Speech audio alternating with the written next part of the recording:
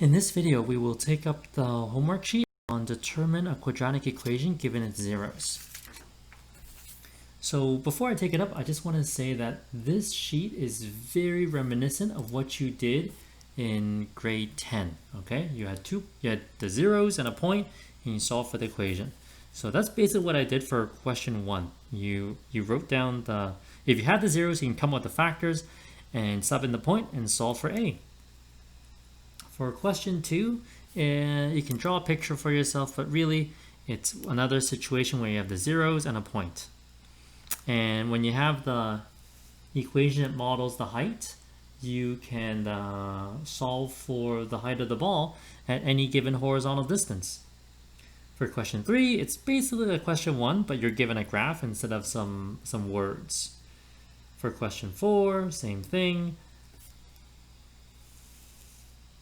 They give you the x-intercept. Now they say it only has one x-intercept, which means that the 0 is repeated. So for example, like this factor of x minus 5, it's all squared because the factor occurs 2 times. Sub in the point.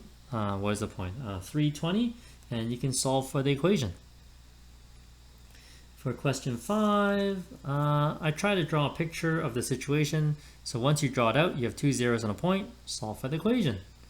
Question 6, once again, the hardest part is really just drawing the diagram.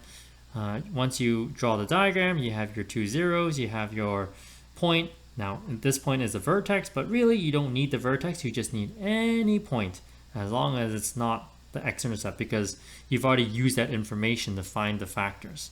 So I actually took a shortcut here. I built, well, what I feel to be a shortcut. I built the equation in vertex form just to be fancy.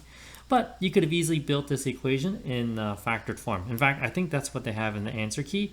But even though the equations look different, they represent the exact same quadratic function. All right, so that's it for this homework sheet.